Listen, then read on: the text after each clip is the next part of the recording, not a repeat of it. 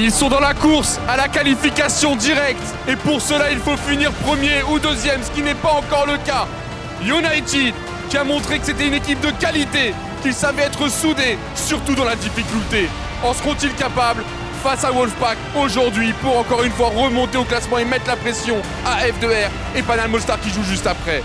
Du classique pour débuter, ce sera Marvin Emmanuel, Jordan Bolly sur le terrain, Léo Collin, Emmanuel Mifsud dans les cages alors que la rencontre va pouvoir débuter. La Capricciosa qui va pouvoir tomber du ciel dans le Pélican.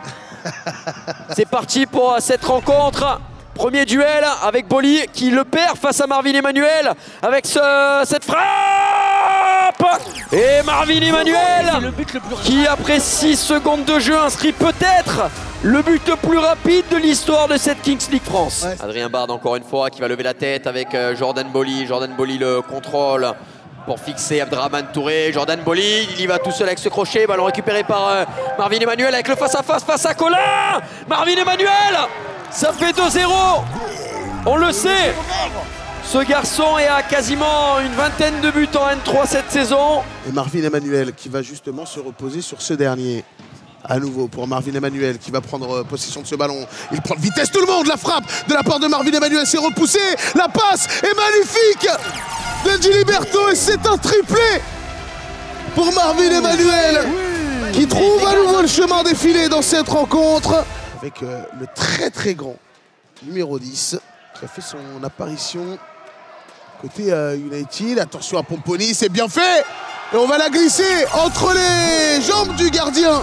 Emmanuel Mifsud qui ne pourra rien faire et Laurent Pomponi qui redonne un petit peu de baume au cœur au Wolfpack. Ça fait 3-1. Avec Skira qui dans des petits espaces donne ce ballon à Touré qui va ressortir vers Katiri. La frappe et la parade de Collin en 2 temps. C'est Jonathan Kodjia qui vient marquer ce but. Et pas de position de hors-jeu indiquée par l'arbitre de la rencontre. Ça va faire 4-1 pour United. Et c'était Ochendry qui va se relancer sur Katiri. Ouais, elle était belle cette conservation de balle de la part de Katiri. On écarte. Katiri, la frappe enchaînée. Et le 5e but pour United. Ça joue. De nous offrir un véritable récital offensif. Regardez avec qui je suis, Hugo Décrypte, mesdames et messieurs, pour lancer le dé, c'est quand tu veux. Décrypte-moi tout ça, je suis obligé de la tenter.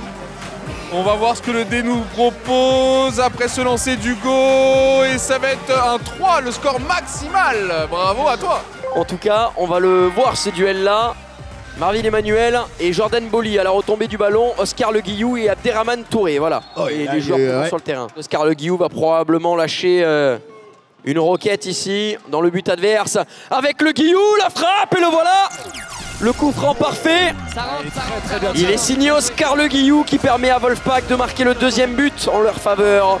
Marvin Emmanuel qui va fixer, Marvin Emmanuel qui écarte sur Abdrahmane Touré, le contrôle, la frappe enchaînée. Et la bonne...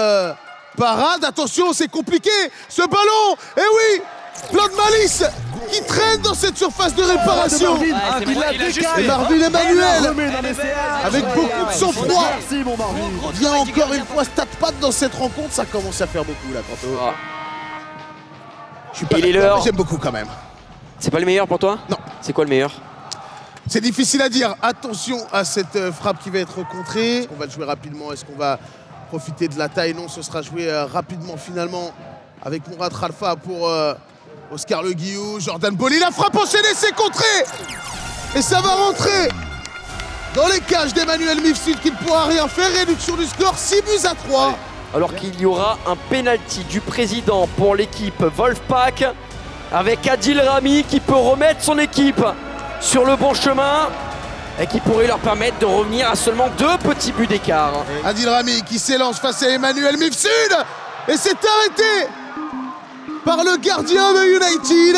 Alors qu'il va y avoir un penalty, c'est Gilsi déjà chaud aussi pour venir le frapper ce penalty. Gilsi, je crois qu'il en a manqué qu'un seul depuis le début de la saison. Gilsi pour permettre à United de mener 7-3 et de se diriger un petit peu plus vers la victoire. Gilsi, il est parfait. Il est parfaitement réalisé, il est parfaitement tiré. On ne peut rien faire. Il décide d'allonger sur l'attaquant Jonathan Kodjia qui va se retourner. Et la frappe enchaînée est magnifique. On ne s'y attendait pas. Ce jeu en pivot qui a été tenté plusieurs fois. Jordan Bolly, le bon crochet. Jordan Bolly, une fois, deux fois. Oh, il a glissé sur le ballon, Jordan Bolly, mais il conserve le ballon. Oh, le crochet, il est magnifique. Et derrière, l'enchaînement parfait pour Laurent Pomponi. Il a d'abord glissé et il s'en est sorti comme un grand. Score donc de 8 buts à 4. Il est l'heure de dévoiler si c'est un penalty ou si c'est un shoot-out. C'est un shoot-out. Et on aura la double secret card avec Skira face au ballon dans ce rond central. L'annonce, il fait roulette. Il fait petit râteau devant le gardien. Ah, bah écoute, on va voir si je le dis pas fort. va nous faire sa spéciale. Skira qui va pousser le ballon. Waouh, super loin. Le petit râteau. Et ce ballon qui va tomber du ciel. Jordan Bolly. Il va rester 1 minute et 10 secondes dans le temps additionnel. Gros duel entre Lapouge et Jordan Bolly. La talonnade pour Oscar Le Guillou. Récupération de Bendo. La frappe de Bendo. Elle est contrée, mais elle termine sa trajectoire au fond des filets. Et ça va faire 8 buts à 6. Monsieur l'arbitre va mettre un terme à cette rencontre qui aura été disputée jusqu'au bout. Et ça fait 8 à 6 en faveur de United. Un début de match extrêmement puissant avec 3 buts de ta part. Quand tu vois que tu mènes 3-0, pour toi le job il est fini ou non? C'est juste une petite avance et il va falloir rester concentré? Non, avec la Kings League, on sait qu'il n'y a rien qui est couru d'avance, donc ça permet de faire respirer l'équipe et ça permet vraiment de pouvoir aborder le match de la meilleure des façons. Donc on essaye de s'habituer au style de l'équipe d'en face et on arrive à bien s'adapter dans certaines situations, donc c'est excellent. Tout peut arriver, donc il faut rester concentré du début à la fin. C'est que 2 minutes de but contre double, mais ça va très très vite et tout peut basculer, donc il faut rester vraiment concentré. Ouais.